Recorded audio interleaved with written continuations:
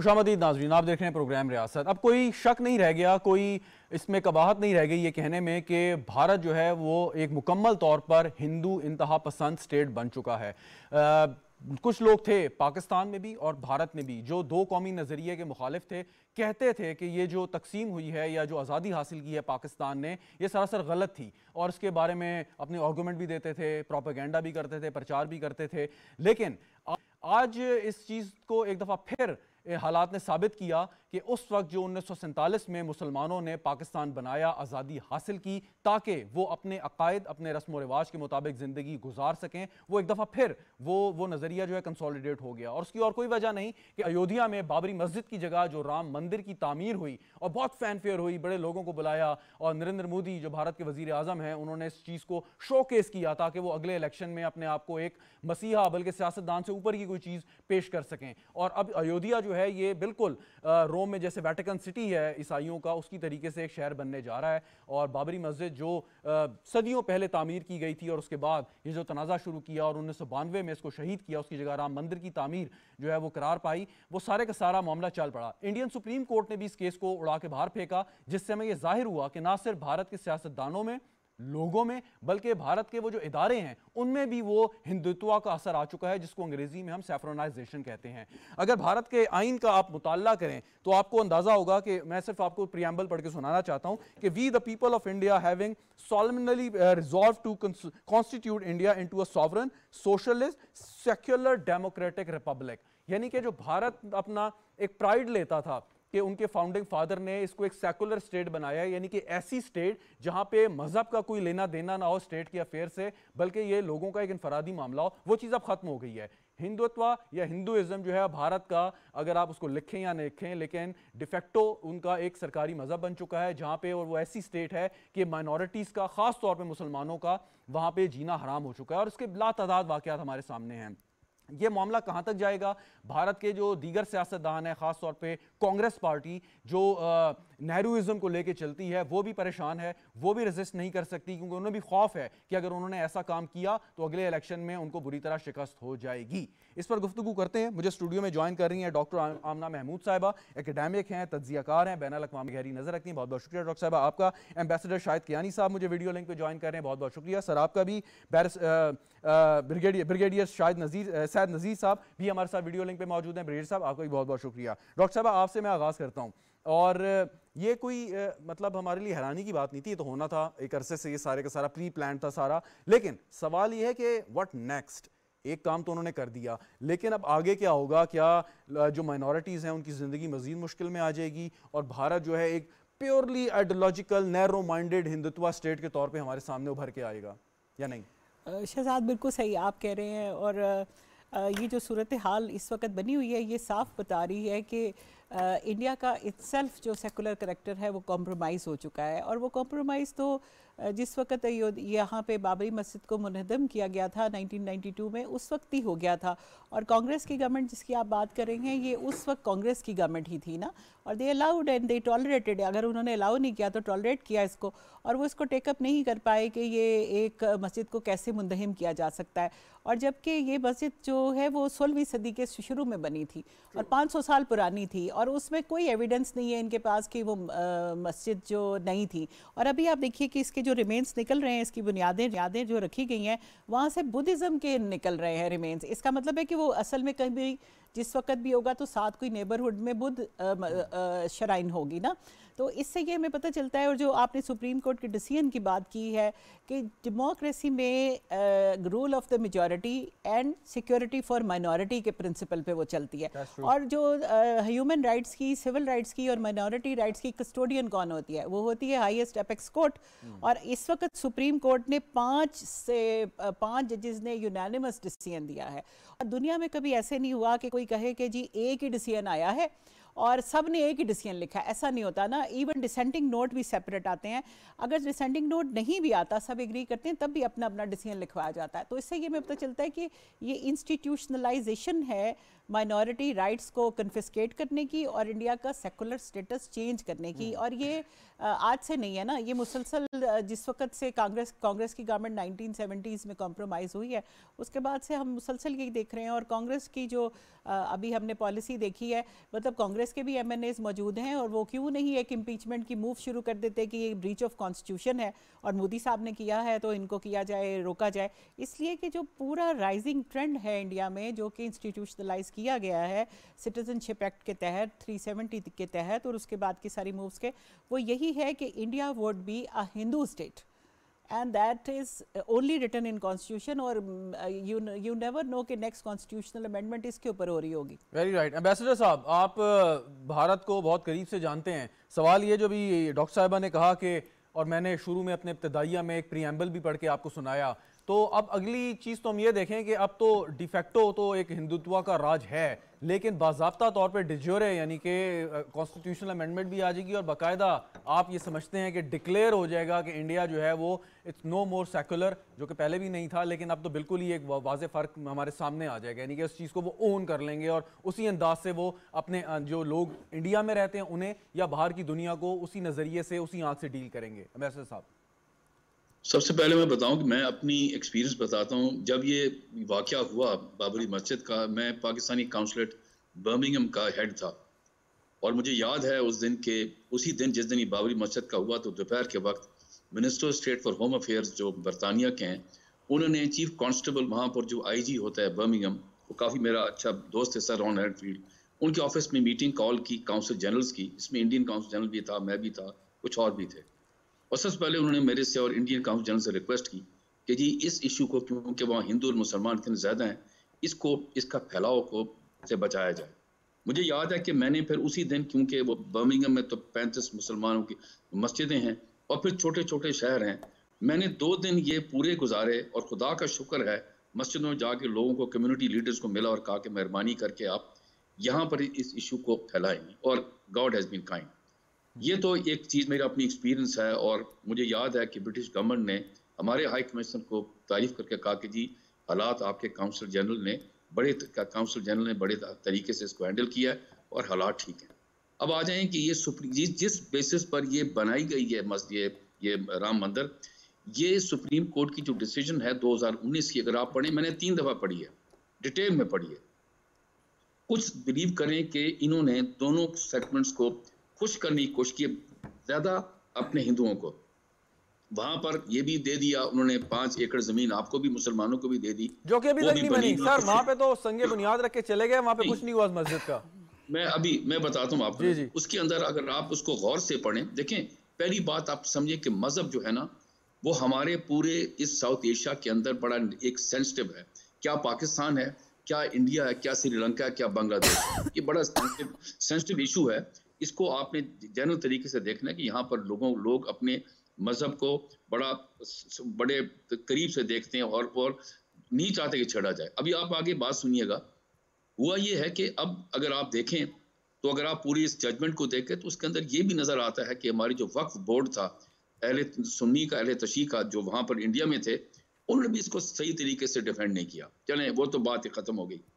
अब बात ये है कि इन्होंने ये जो बाबरी मस्जिद बनाई है, चलें अगर ये जो राम मंदिर बनाया है, भाई अगर आपने बना भी दिया, पहले तो आप मदद करते कि वो जो 5 एकड़ की थी वहाँ भी मस्जिद बन जाती, दोनों की इनॉग्रेशन हो जाती।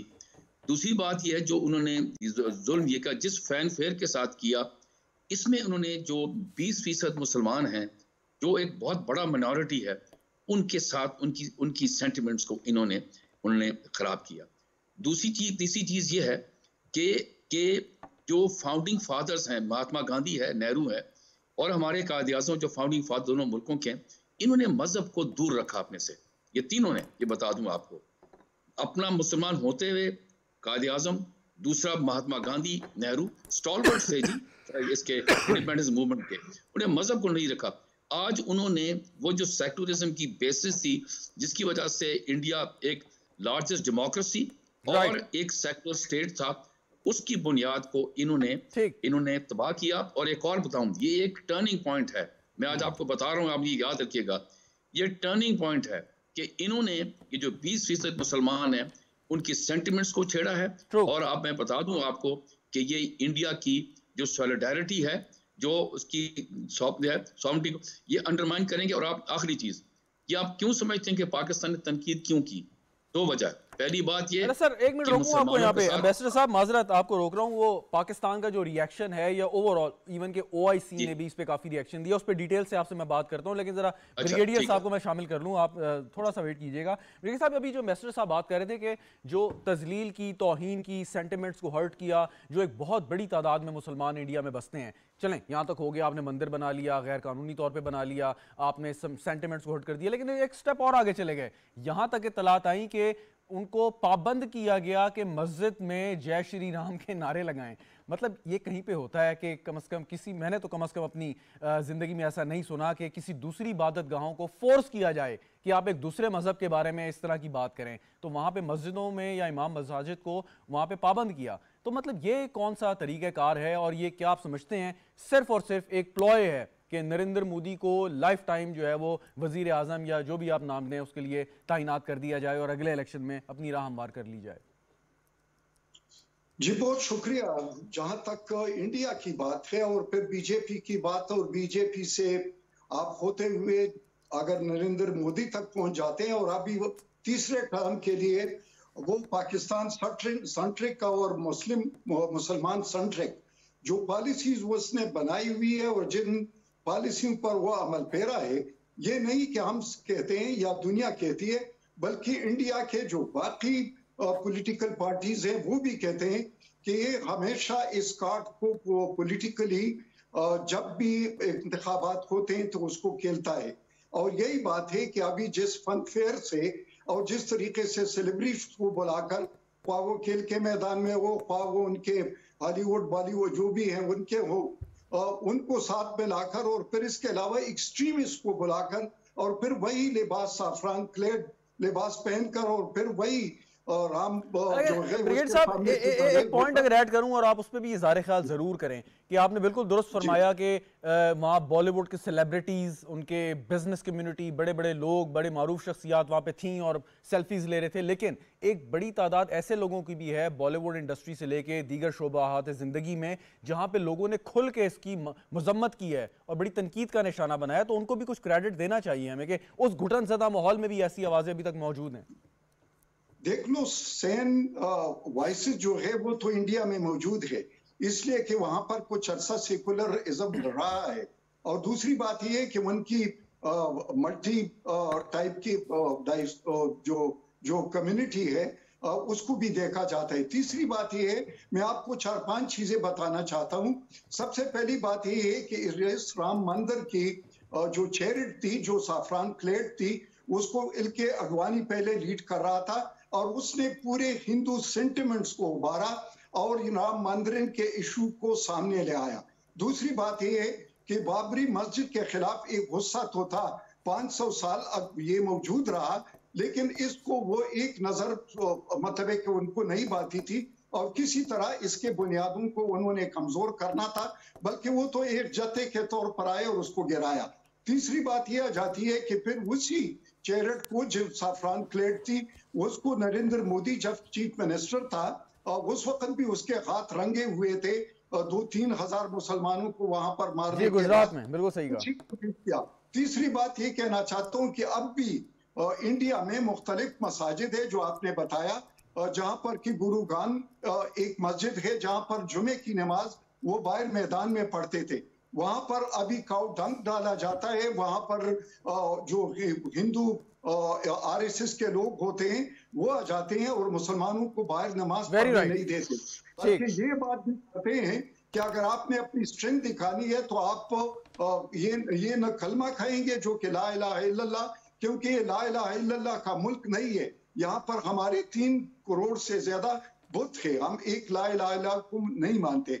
तीसरी बात ये कि जो हिंदुत्व और स्पेशली जो मोदी जिसको लीड कर रहे हैं, उस हुकूमत के जो आइंदा के अज़ाइम है, जिन्होंने निसाब भी चेंज कर दिया, इसके अलावा मुसलमानों पर बंदरे मातरम और इसके अलावा उन पर जो उनका पर्दा है, निकाब जो है, उसको भी छीन लिया गया। और चौथी बात है कि अब पार्लियामेंट में उनकी 5% रिप्रेजेंटेशन भी नहीं, हालांकि उनकी आबादी तकरीबन 15 से 20 % है। सही तो फरमाया आपने ब्रिगेडियर साहब।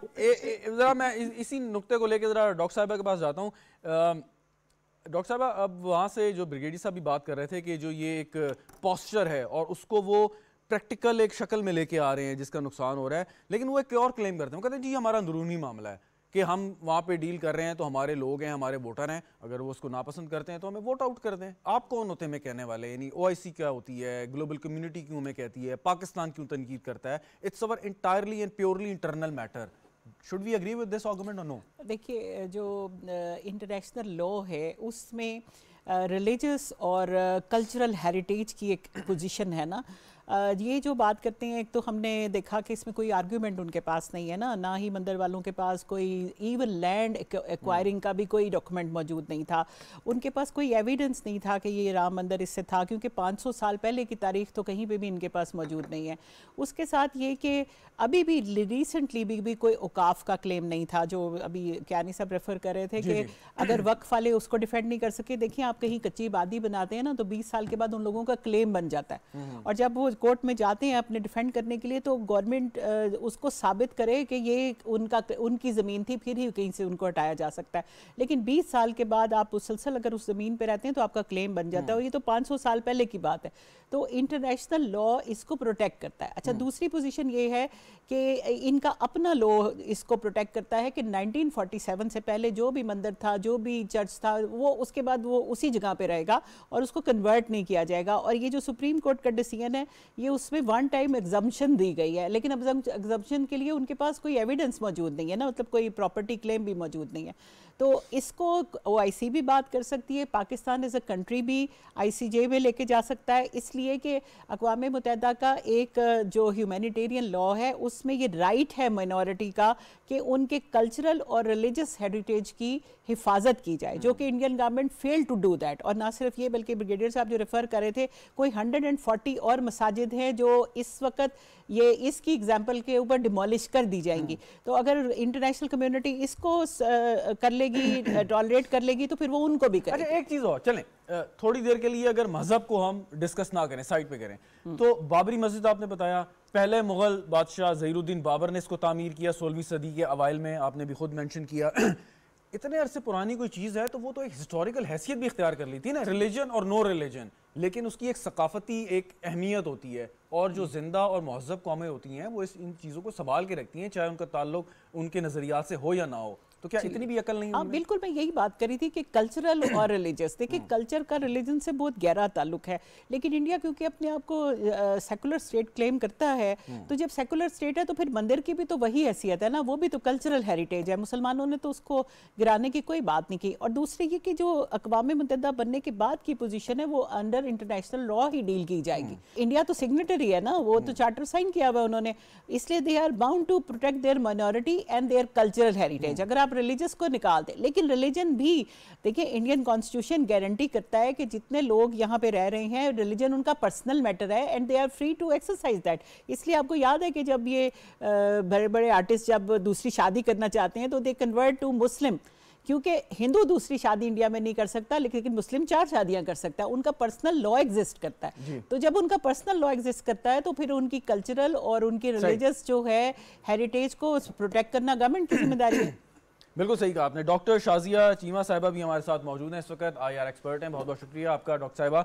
अभी डिस्कस कर रहे थे हम कि बाबरी मस्जिद की जगह जो राम मंदिर की तामीर हुई है अयोध्या में और एक सो कॉल्ड हिंदुओं का वेटिकन सिटी बनने जा रहा है, सवाल ये कि जो सो कॉल्ड प्रिंसिपल्स थे भारत के फाउंडिंग फादर्स के, जिस पे वो फख्र महसूस करते थे आज से कुछ अर्सा पहले तक, तो अब तो हमें वो नज़र नहीं आएंगे। और ग्लोबली जो भारत अपने आप को सिक्युलर कहता था और गांधीज़म और नेहरूइज़म पर का जो प्रचार किया करता था, वो चीज़ ख़त्म हो जाएगी। और क्या आप एग्री करेंगी, जो दीगर मेहमान बात कर रहे थे कि it's a self destructive course और इम्प्लोड होने जा रहा है, कि जिस किस्म की वहाँ पे एटमॉस्फेयर क्रिएट कर दी है नरेंद्र मोदी और उनकी कंपनी ने?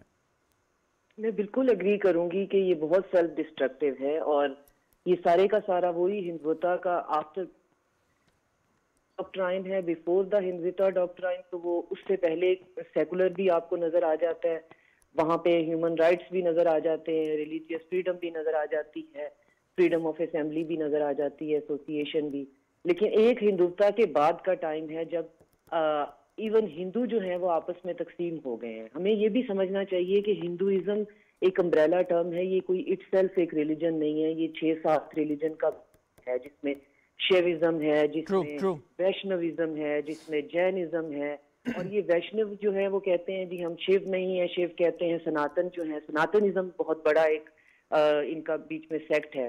तो ये इन्होंने अपनी सहूलत के लिए 6-7 रिलीजन अपने बहुत मेजर इकट्ठे करके वो हिंदू एक अरबिक टर्म लेके बनाए हुए हैं। मैं तो इस बात पे भी बहस करती हूँ कि ये लफ्ज हिंदू अगर भारत से आपको इंडिया से प्रॉब्लम है तो हिंदू धर्म से भी तो प्रॉब्लम होना चाहिए, क्योंकि लफ्ज हिंदू भी तो तुम लोगों ने अरबिक से लिया हुआ है। बहरहाल पुटिंग दैट असाइड, जो चीज मुझे बहुत खौफनाक लग रही है वो ये है कि इनका विद इन जो है वो बहुत ज्यादा एक्सप्लोड हो जाना है। अब कल मैं एक देख रही थी एक डेमोन्स्ट्रेशन जिसपे बात हो रही थी कि अभी अयोध्या मंदिर तो पूरा बना भी नहीं है, तो वहां पे राम प्रवेश कर गए हैं। तो अब जब राम वहां पर आ चुके हैं और हमने उसको इनॉग्रेट कर दिया है, तो क्या वहां पे अब शूद्रा जो है, जो शेड्यूल्ड कास्ट है, वो क्या घुसकर उसकी बाकी की कंस्ट्रक्शन कर सकते हैं? तो मतलब ये एक ऐसा था कि आपके रोंगटे खड़े हो जाते हैं, हम किस सदी में रह रहे हैं और इंडिया में क्या डिस्कशन हो रही है। बिल्कुल सही फरमाया आपने डॉक्टर साहिबा। एक मिनट रोकना चाहूंगा एम्बेसडर साहब, क्योंकि आप बहुत ज़्यादा कनेक्टेड रहे हैं और उनके कल्चर से और उनकी रस्म रिवाज से भी आप वाकिफ़ हैं, उनकी सोच को भी आप समझ सकते हैं। यकीनन आपको इल्म होगा जब गांधी अपनी ज़िंदगी के आखिरी सालों में अहमदाबाद में मुकीम थे तो उनके बारे में जो किताबों में हमने पढ़ा वो यही था, उन्होंने किसी भी मंदिर का दौरा नहीं किया और उनसे जब पूछा जाता था वो ये कहते थे कि जी हमें क्या ज़रूरत है कि हम इबादत के लिए किसी मंदिर जाएं। उनकी एक सोच थी। तो सवाल ये कि जो इतने ज़्यादा ये लोग उनको रिवेयर करते हैं और मुकद्दस मानते हैं, उनकी मूर्तियों को अपने घर में रखते हैं, तो उन हिंदुओं का क्या होगा कि अब वो गांधी जी की मूर्तियाँ तोड़ दें, अपने घरों से निकाल दें कि भाई वो गलत थे और जो है नरेंद्र मोदी ये सही है इस वक्त? देखिए जी, अगर आप किताबें पढ़ें तो लाल कृष्ण अडवाणी की किताब है my country my life.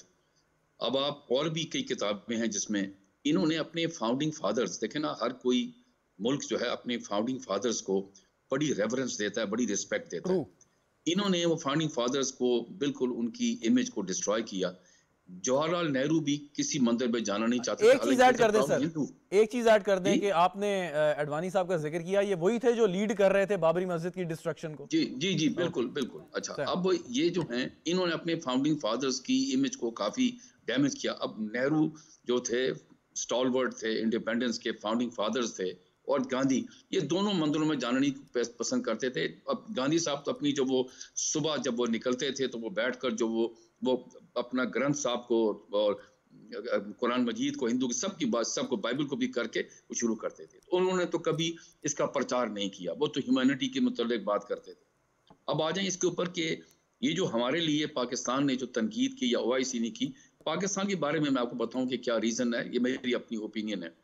Pakistan के लिए ये ज़रूरी है कि हमारी मेजॉरिटी मुसलमान है, और अगर यहाँ पर मुसलमानों के साथ या उनकी इमेज के साथ कोई जुल्म होता है तो हम अपनी आवाज़ उठाते हैं। दूसरी बात ये है कि मैंने वैसे बताया कि ये टर्निंग पॉइंट है। ये जो इन्होंने जो बाबरी मस्जिद जो मंदिर बनाया और फिर जिसका इसके इतना उसको प्रचार किया, इतना शोर डाला, इतना उसको ग्लोबली इसको दिखाया गया, वो हुआ ये है कि अब अगर खुदा न खास्ता ये जो मुसलमान 20% हैं इंडिया में, इनको आप दीवार के साथ लगाएंगे तो फिर इसकी पाकिस्तान के लिए रिपरकशंस हैं। 2 रीजंस। एक तो ये कि फर्ज करें ये सारे कैसे उमड़ भागते हैं और हमारी तरफ आ जाए, जिस तरह अभी भी ये अफगानिस्तान में हुआ है, तो क्या हम संभाल सकेंगे? दूसरी बात है डिवाइडेड फैमिलीज हैं यहाँ पर। पाकिस्तान के अंदर लाखों ऐसे मुसलमान रह रहे हैं, कराची में और हैदराबाद है पीछे, जिनके रिश्तेदार वहाँ इंडिया के अंदर हैं। तो दोनों को देखना पड़ेगा कि क्या आप उनकी इमेज को करते हैं, और फिर ये चाहेंगे हमारे जो मुसलमान यहाँ रह रहे हैं पाकिस्तान में डिवाइडेड फैमिलीज के, कि हम आवाज उठाएं। तो ये अब इंडिया को, ठीक है कहते हैं कि डोमेस्टिक उनका ये है मामला है, चलें हम मान लेते हैं, लेकिन आप क्या ये सोच सकते हैं, देख सकते हैं कि भाई आप ये जो दुनिया के अंदर सारे मुसलमान रह रहे हैं, कोई क्या कहते होंगे कि जी ये एक जिसके मुतालिक कोई प्रूफ भी नहीं है कि यहाँ पर राम मंदिर था। अगर आप सुप्रीम कोर्ट की डिसीजन का पढ़ें तो वहां पर कोई ऐसी चीज नहीं है, लेकिन उन्होंने क्या कहा कि जी राम मंदिर बना दें और ये 5 एकड़ पाक मुसलमान दे दें। तो हो ये रहा है कि मैं समझता हूँ कि टर्निंग पॉइंट है। इंडिया इस अब इशू को ये एग्रेवेट होगा ये रुकेगा नहीं। और फिर ये जो आपने एक शहर बना दिया है, वहां पर 5 होटल बन गए, वहां जितने भी हिंदू आएंगे इस राम मंदिर में, तो जो मुसलमान इर्द गिर्द रह रहे हैं वो खौफ की जिंदगी गुजारेंगे। आप एब्सोल्युटली राइट एम्बेसडर साहब, बिल्कुल दुरुस्त आपने ये बात की और तज्जिया आपका। ब्रिगेडियर साहब, हमें ठीक है, अगर 1 मिनट के लिए भारतीय सरकार का ये आर्गुमेंट मान लें कि जी ये हमारा इंटरनल मैटर है, फाइन, ठीक है, आपका इंटरनल मैटर है, लेकिन ग्लोबल टाइम्स की रिपोर्ट कहती है कि जी भारत जो है वो पाकिस्तान और दीगर ममालिक में दहशतगर्दी करवा रहा है अपने एजेंट्स के जरिए, अपने मर्सनरीज के जरिए। पाकिस्तान में बलूचिस्तान में जो सेपरेटिस्ट हैं उनकी माली मुआवनत कर रहा है। कुलभूषण यादव एक जीता जागता सबूत है। फाइन, आप अपने मुल्क में जो मर्जी करें, लेकिन जब ये हिंदुत्वा का जो ये एक अफरीत है ये बिल्कुल काबू पा लेगा भारत पे, जो ऑलमोस्ट कर भी चुका है, तो फिर जो इसकी ग्लोबल इंप्लीकेशंस होंगी और खास तौर पे रीजनल इंप्लीकेशन होगी, पाकिस्तान जैसे मुल्क को प्रॉब्लम फेस करनी पड़ेंगी, उसका कौन जवाब दे होगा? देख लो, जहां तक आरएसएस की बात है तो ये एक मिलिटेंट ऑर्गेनाइजेशन है, ये एक पॉलिटिकल नहीं है। ये एक ऐसी तंजीम नहीं है जो कि अमन पर और आश्ती उस पर बिलीव करते हैं। आपने सवारकर को जो 1920 से लेकर उसने जो किताब लिखी है उसी किताब को वो फॉलो करते हैं और वो बाकायदा ड्रिल करते हैं, ट्रेनिंग हासिल करते हैं। अब तो वो खुलकर मुसलमानों पर टूट पड़ते हैं और उनके साथ जो वेपन्स इस्तेमाल करते हैं और जिस तरीके से वो ऑर्गेनाइज्ड है, तो यकीनी तौर पर वो हिंदुत्व की एक मिलिट्री विंग है और इस मिलिट्री विंग की आजकल हुकूमत है हिंदुस्तान में। एक दूसरी बात यह जाती है कि अगर इस तरह मुसलमानों के सिंबल्स को, जो कि अक़वाम मुत्तहिदा उनको प्रोटेक्शन देता है, तो मेरे ख्याल में कि जिस तरीके से साउथ अफ्रीका इजराइल को ले गया इंटरनेशनल कोर्ट ऑफ जस्टिस में, इसी तरह पाकिस्तान भी इंडिया को ले सकता है। क्योंकि दूसरी बात है कि वहां पर मुसलमानों के लिए जो कवानीन बनाए गए वो डिस्क्रिमिनेटरी है। वहां पर जो मुसलमान हैं उनको या तो पाकिस्तानी कहते हैं या उनको कहते हैं कि आप शरणार्थी हैं, बल्कि आप एक टेररिस्ट हैं। तो ये जो उनको की प्रोफाइलिंग है ये भी इंटरनेशनल कानून के खिलाफ है। तीसरी बात ये कि जो हेरिटेज होता है या जो रिलीजन होता है वो इंटरनेशनल तौर पर प्रोटेक्टेड है, वो जो भी उसको प्रैक्टिस करता है। चौथी बात यह जाती है कि उन्होंने खुद अपने जो उनके हीरोज हैं, जिस तरीके से महात्मा गांधी है या इसके अलावा उनके जो बाकी हीरोज हैं, उनके नाम और उनके जो तस्वीरें थी वो हटा दिए हैं और वहां पर सावरकर की तस्वीरें या पोर्ट्रेट है, बिल्कुल सही, गाडसे की है जो कि जिसने महात्मा गांधी को कत्ल कर दिया था। तो अगर ये सोच है तो ये जाहिर है कि ब्रिगेडियर साहब एक मिनट रुकिएगा, ठीक है, ये सोच है, जो भी है उनको ये सोच मुबारक हो। और जैसे अभी बाकी भी हमारे मौजूद मेहमानों ने जिक्र किया कि ये एक सेल्फ डिस्ट्रक्टिव पॉलिसी की तरफ चल पड़े हैं और अफसोस है हमें कि ये भारत में कुछ ऐसे लोग भी मौजूद हैं कि जो इस सोच को गलत समझते हैं। लेकिन क्योंकि इस वक्त नरेंद्र मोदी और उनकी कंपनी का जादू सर चढ़ कर बोल रहा है और आगे इलेक्शन भी है, तो पॉलिटिकल प्लॉय में ज़्यादा लगता है। डॉक्टर साहब, इससे हट के आप अगर अपनी बात करें, आज chief army staff general Asim Munir ने एक कन्वेंशन से खिताब किया, यूथ कन्वेंशन से, और उन्होंने सोशल मीडिया पे जो हेट मॉन्गरिंग है, हमारे इदारों के खिलाफ जो हजरत सराई की जा रही है, उन पर प्रोपेगेंडा किया जा रहा है, उस पर उन्होंने खुल के बात की और कहा नौजवान मुस्तकबिल हैं, फ़ौज जो है मुहाफ़िज़ है हमारी। बिल्कुल ठीक बात की। क्वेश्चन इज़ दिस कि आपके अगर बैकयार्ड में काम हो रहा है जिसको आप देख रहे हैं कि एक आपका ऐसा हमसाया है जो खाने के लिए आपको बढ़ रहा है, आपको तबाह करने के पैदर पे है, अनफॉर्चुनेटली कुछ ऐसे एलिमेंट्स हमारे अंदर हैं कि जो अपने ही इदारों को, अपने ही मुल्क की जड़ों को खोखला करने के लिए चढ़े हैं और आज इसी का जिक्र हो रहा था वहाँ पे। So given the regional situation, आप क्या समझती हैं हमारी ख़ास तौर पे नौजवानों की क्या जिम्मेदारी है कि हम अपने मुल्क को, अपने इदारों को, अपने आप को मजबूत करें इस वक्त? बिल्कुल सही है जो सब हम बात कर रहे हैं कि आपको इंडिया को फेस करना है और उसमें सबसे बड़ा एलिमेंट ये है कि हम अपना हाउस इन ऑर्डर करें। और हम देखिए बहुत ज़्यादा बातें हैं इसमें, ये बहुत सिंपल नहीं है, इट्स अ कॉम्प्लेक्स इक्वेशन कि अगर आपके मुल्क में डेमोक्रेसी है, अगर आपकी गवर्नमेंट रिप्रेजेंटेटिव है, अगर आपके इदारे अंडर द कॉन्स्टिट्यूशन अपनी अपनी लिमिट्स में काम कर रहे हैं, तो आपके मुल्क को कोई ख़तरा नहीं है। और पाकिस्तान को सारे बैरूनी ख़तरों से निपटने के लिए सबसे पहले इंटरनल स्ट्रेंथ की ज़रूरत है और जब तक पॉलिटिकल स्टेबिलिटी नहीं आती है तो इकोनॉमिक स्टेबिलिटी भी नहीं होगी। और आपकी बात भी कोई नहीं सुनेगा। जब अभी हम बात करें कि इंटरनेशनल कोर्ट ऑफ जस्टिस में चले जाएं तो आप एक पोजीशन से जाते हैं जिसको सिंपलीफाई आपसे कहूं प्लीज, अगर आप ये कर सकें। ये तो बात ठीक है, economic stability each and everything, लेकिन बात ये है कि मेरे पास ही एक्सेस है, मोबाइल फोन है, मैं जो चाहे यहाँ पे पोस्ट कर सकता हूँ सोशल मीडिया अकाउंट्स पे। तो क्या इतना भी हम नहीं कर सकते कि अगर कोई अच्छी चीज हम पोस्ट नहीं कर सकते तो बुरी चीज भी ना करें? क्या इतना भी हम पे कंट्रोल नहीं? ये तो सेल्फ डिसिप्लिन बहुत ज़रूरी है कि किसी को भी हेट जो मटेरियल है वो नहीं करना चाहिए, जिसमें किसी की डिसरिस्पेक्ट हो, किसी के ऊपर ऐसे बात हो जिससे वो हर्ट हो रहा हो। और जो इदारों की मैं बात कर रही हूँ, देखिए इदारे जो हैं वो उनकी एक लिमिट्स है ना, वो हर डोमेन में नहीं जा सकते। तो इदारों को भी अपनी लिमिट में रहना चाहिए और जो कॉन्स्टिट्यूशन है उसको प्रायर रखना चाहिए।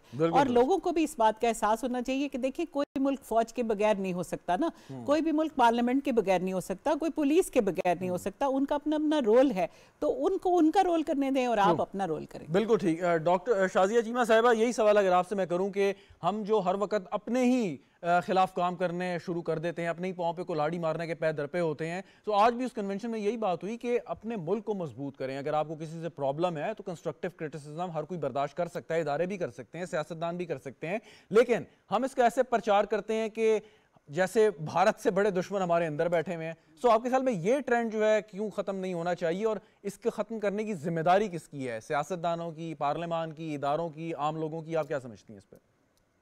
इसको खत्म करने से पहले ये देखना पड़ेगा कि ये शुरू कैसे हुआ। ये शुरू हुआ हमारी एक जो है पिछली से पिछली गवर्नमेंट जो है, केयर टेकर और पीडीएम से पिछली गवर्नमेंट जो है, उसके जो 5 साल हैं उसके अंदर एक पूरी ब्रिगेड बनाई गई जिसपे मैंने बहुत लिखा कि ये स्लर ब्रिगेड है, जिसकी बाकायदा ट्रेनिंग की गई है हर्जा सेराई। अच्छा, पहले ये बता दें आपको कितना ट्रोल किया उस लिखने के बाद उन लोगों ने? मुझे तो बहुत ज्यादा बदतहजीबी की गई, बहुत गंदी गालियां दी गई। पता नहीं उस तरह से बात भी की जा सकती है अनफॉर्चुनेट, लेकिन मेरे साथ जो भी हुआ वो नाकाबिले बयान है। और वो ऐसा हुआ कि वो नौजवान हैं, बच्चे हैं, बाज़ औक़ात ये भी महसूस होता है कि आपके स्टूडेंट्स की एज के हैं, लेकिन बदलिहाजी के उस पे पहुंच चुके हैं कि जहाँ पे शायद उनकी वापसी मुमकिन नहीं है। तो वापसी एक ही तरह से मुमकिन है, वो ये कि आपको जो कुछ भी फीड किया गया था वो एक प्लान और प्रोजेक्ट का हिस्सा था। आपको अपने मुल्क के लिए हर सूरत में वापस जाना है और आपका जो दुश्मन है वो आपको जो भी फीड करेगा आप उसको उसी तरह से सिर्फ बुग़्ज़े माविया के तौर पे नहीं ले लेंगे कि क्योंकि मेरा इस वक्त जो है स्केप कोटिंग में मुझे लग रहा है कि ये मेरा दुश्मन है, मेरे सारे प्रॉब्लम की जड़ ये है, तो इसकी बलि चढ़ाने से मेरे सारे मसाइल ठीक हो जाएंगे। आपके मसाइल जो हैं वो हमेशा जो है वो सस्टेनेबल एफर्ट से और अचीवेबल कोशिश से ठीक होंगे। आपके मसाइल मुझे गालियां देने से, आपके मसाइल सिस्टम को गालियां देने से ठीक नहीं होंगे।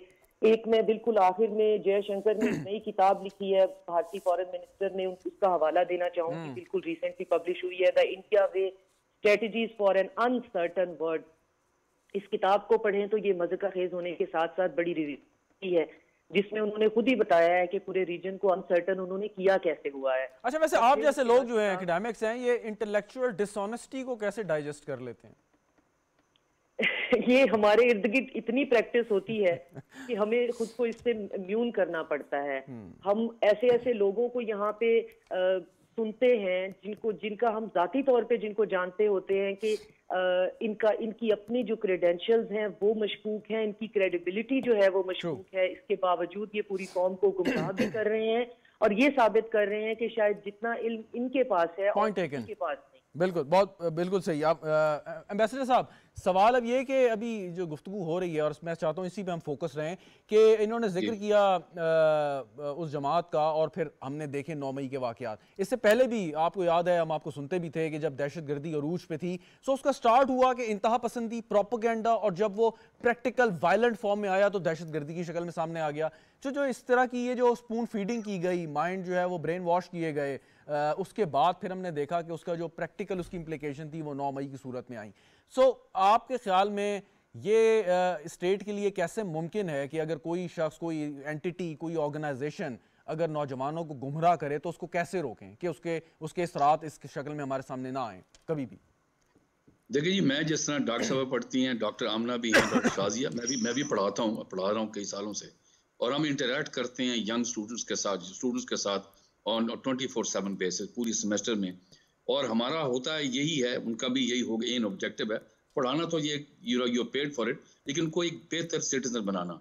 मेरी ओपिनियन ये है जी कि पाकिस्तानी फ़ौज के खिलाफ ये जो भी प्रोपेगेंडा होता है, उनको सोचना चाहिए कि हर रोज़, मैं एवरेज बता रहा हूँ, कि आपके फौजी अफसर और जवान शहीद हो रहे हैं।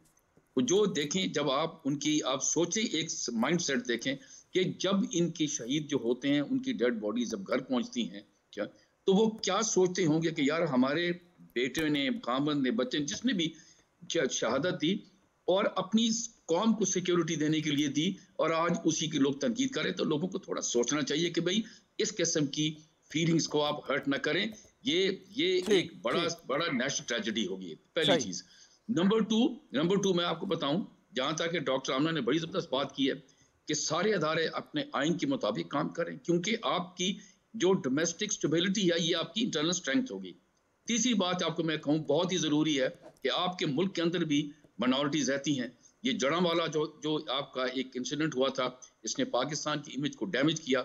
हमें इससे दरगुजर इसमें सर थोड़ा सा फर्क है, सॉरी आपकी बात काट रहा हूँ, कि मतलब उसमें कोई किसी किस्म की स्ट्रेट पैटर्न नहीं थी, वो एक मॉब का एक काम था, और हम सब ने कंडेम किया, हम समेत आपने भी उसको कंडेम किया बड़े खुले अल्फाज में। मुझे इजाजत दें, स्ट्रेट पैटर्न बिल्कुल नहीं थी, मैं एग्री करता हूँ, लेकिन जिस तरीके से लोगों ने ये किया, ये आपकी इमेज को डैमेज किया। मैं ये कह रहा हूँ कि हमें इस चीज से दूर रहना चाहिए। हम अपनी माइनॉरिटीज को, जिस तरह करतारपुर हमने खोला हुआ है, ये अपनी माइनॉरिटीज को हम सिक्योरिटी दें। Very right. फाइनल कमेंट्स है, लास्ट 2 मिनट्स हैं। ब्रिगेडियर साहब, आप खुद सोल्जर रह चुके हैं, अब जैसे बात की कि हर इदारे ने काम करना है और कोशिश करनी है, सो अगर किसी के कोई ग्रीवेंसेस भी हैं तो वो भी दूर हो जाने चाहिए, और बिल्कुल सही बात है कि आइन और कानून के मुताबिक हर शख्स को, हर इदारे को काम करना है। ब्रिगेडियर साहब, देख लो जिस तरीके से ये पिछले 5 सालों से जो कुछ हो रहा है इस मुल्क के साथ, और खुसूसी तौर पर जो प्रोग्रामिंग की गई है यूथ की, और इसके अलावा जो सोशल मीडिया है, एक रिसर्च के मुताबिक ये 85% इसमें फेक है, इसमें प्रोग्रामिंग है, इसमें ट्रोलिंग है, और इसके अलावा इसमें ट्रेंडिंग है। और ये जो झूठ और फेक न्यूज आप 85% पढ़ते हैं या उसको देखते हैं, तो जाहिर है कि वो जो ज़हन है वो परागंदा हो जाते हैं, और वो मनफी सोच में मुब्तला हो जाते हैं बनिस्बत पॉजिटिव सोच के। तो ये जो चीज सामने आई हुई है, इट इज सो अनफॉर्चुनेट कि हमारे शहीद, उनकी ट्रेंडिंग होती है, हमारे जो सोल्जर वहां पर लड़ते हैं उनकी ट्रेंडिंग होती है, और यहाँ तक कि जो कोई उनके हक में बोलता है तो उसके मुताबिक बाकायदा ट्रोलिंग होती है, नंगी नंगी गालियां दी जाती है। तो ये तो किसी मुआशरे में काबिल कबूल नहीं है, न जमहूरियत में है, न इस्लाम में है, न हमारे वैल्यूज में है, और न हमारे जो आपने बिल्कुल दुरुस्त फरमाया ब्रिगेडियर साहब के, यकीनन बिल्कुल 100% मैं आपसे एग्री करता हूँ। आपका बहुत शुक्रिया डॉक्टर आमना, आपका डॉक्टर शाजिया, एम्बेसडर साहब आपका भी बहुत बहुत शुक्रिया। नाजरीन, सवाल यही है कि हमारे हमसाए में जो काम हो रहा है इस वक्त, और जिस तरीके से वो अपना एक पोस्टर दे रहे हैं, और उसकी हम जो उसके असरात हैं वो अपने हम घर में भी महसूस करते हैं कि किस तरीके से उनका एक नज़रिया है कि जिन्होंने सोच रखा है कि पाकिस्तान को और मुसलमानों को जितना तबाह कर सकें वो करेंगे। इसमें अब सोच यही पैदा होती है कि हमारा अपना इनफरादी तौर पे, माशरे के तौर पे क्या किरदार होना चाहिए। और आज इसी बात का अयादा अहाता चीफ ऑफ आर्मी स्टाफ ने भी किया, जिन्होंने नौजवानों को तनकीद की, नौजवानों को ये नसीहत की और उन अनासर पर तनकीद की जो नौजवानों को गुमराह कर रहे हैं, और यही कहा कि अपना मुस्बत किरदार अदा करें। जो आपकी पॉजिटिव क्रिटिसिज्म है ये हर शख्स को बर्दाश्त होती भी है और करनी भी चाहिए, ये माशरे की इस्लाह के लिए ज़रूरी है, लेकिन सिर्फ तनकीद फॉर द सेक ऑफ तनकीद जो है ये बिल्कुल गलत है। और आप सिर्फ और सिर्फ अपने आप को, अपने मुल्क को, अपने माशरे को और अपने इदारों को कमज़ोर करने की साजिश में अपने दुश्मन का आलाकार बनते जा रहे हैं। इस चीज़ को हमने देखना है और उसको कंट्रोल भी करना है। प्रोग्राम देखने का शुक्रिया, इजाज़त दीजिए, खुदा हाफिज़।